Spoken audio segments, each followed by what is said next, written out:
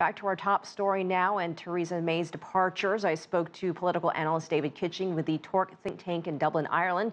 He said the resignations show just how fragile Theresa May's government really is.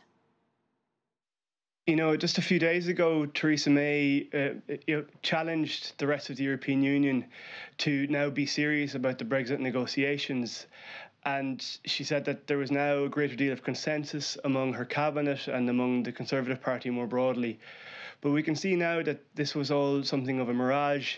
The ones to watch right now are Liam Fox, who's the Secretary of State for International Trade, and Michael Gove. For the moment, Michael Gove, who had been one of the leading Brexiteers, he has said that people should support Theresa May, that this compromise that she's bringing to the table is one that is workable and one that will get that will achieve a Brexit that is somewhat acceptable to both sides.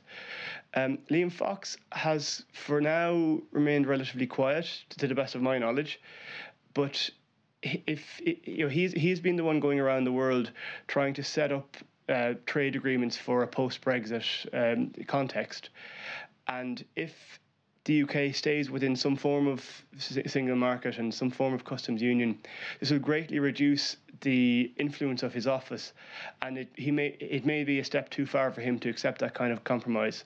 So, David, is Brexit in trouble? It may well be.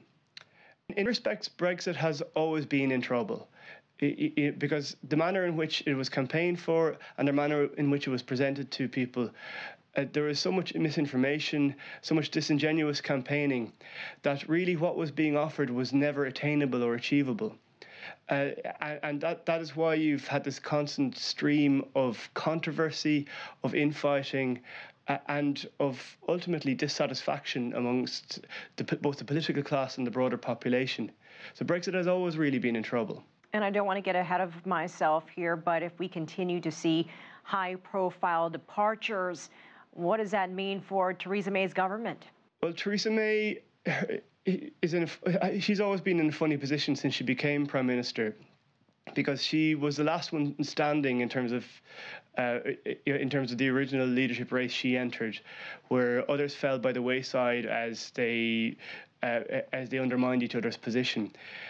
And as things stand, the most likely contenders to challenge her for her leadership will be more Brexit-oriented, more hardline Conservatives.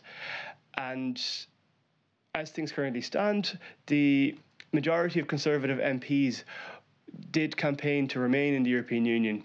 So they might be wary of now going for a Brexit hardliner as their party leader. We could be faced with a prolonged period where the UK government continues to show indecision, where they can't get their own position straight. October will be the end of the negotiation process. So we really haven't moved far enough in terms of making a coherent Brexit strategy, one that works for either the UK or the EU.